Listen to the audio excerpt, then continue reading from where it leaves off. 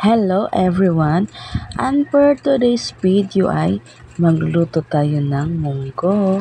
At dahil nga ay Friday ngayon, ay ito ang naisip kong uulamin namin. At syempre, bago natin lulutuin ng munggo, ay huhugasan muna natin siya ng mabuti para mawala yung mga dumi-dumi niya sa lupa. At nang mahugasan ko na nga, ay sinalang ko na siya sa ating kalan para lumambot. At nang maisalang ko na nga, ay ito, naggayak na ako ng ating mga gulay, gaya ng ampalaya. Ito pa pala ang paborito kong isasahog sa ating munggo, ang ating ampalaya. Napakasimple lang po talaga ng ating ingredients, kagaya ng ampalaya, chicharon, kamatis, sibuyas, at bawang. Siyempre, depende na po sa inyo kung gusto niyo po lagyan ng karne. Ako kasi, mas gusto ko talaga gulay lang sa aking munggo. Kasi, syempre, gusto ko munggo at saka isda lang ng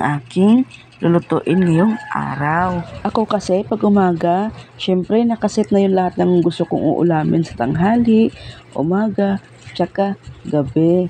Para naman, hindi na ako mag-worry anong uulamin namin mayat maya. Matapos ko na nga gayatin ang ating ampalaya at ito naman ang ating sibuyas. Pagkatapos naman magayat ng aking sibuyas, nagayak naman ako ng ating kamatis.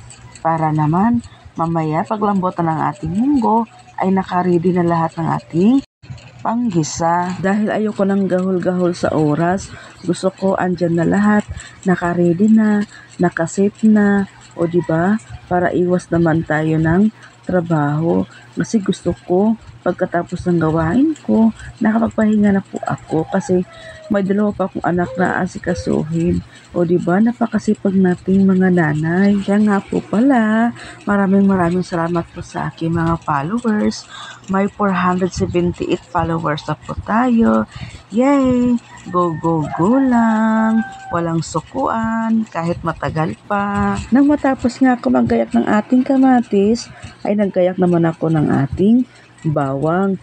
Medyo nga nahirapan ako dyan kasi maliliit ang ating mga bawang. Pero worth it naman kasi masarap naman ang ating kinalabasan na pagluto ng ating munggo. Nasarapan nga pala sila sa aking luto. Kaya syempre naman, di ba, nakakataba ng ating puso. Malapit na po pala maluto ang ating munggo. Buti na lang at ito na yung huli ko ginagayat.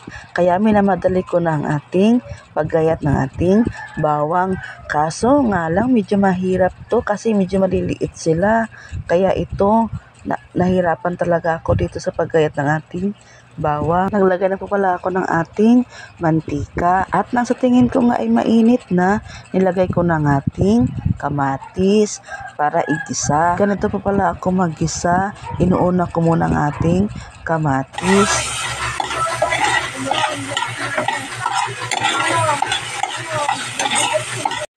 Sige na. Sige na.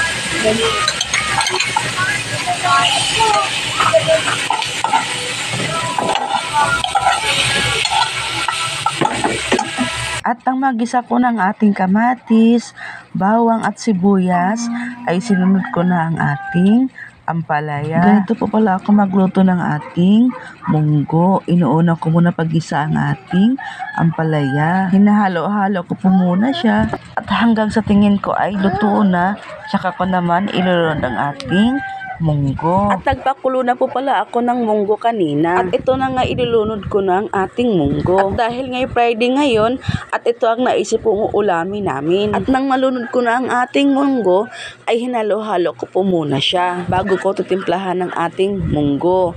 Para naman magbantay yung lasa ng ating munggo. At sa lahat nga ng ulam, ito ang pinakamadali para sa akin. At medyo nga tuyo siya, ay dinagdagan ko po siya muna ng tubig. 10 piso lang po ang bili ko dyan. Pero tignan nyo naman po ang sobrang dami ng ating munggo. At ito na nga po, tinimplahan ko na po ang ating munggo. Naglagay po ako ng kunting bitchin. At nilagyan ko na rin po pala ng patis. Pero optional lang po ito.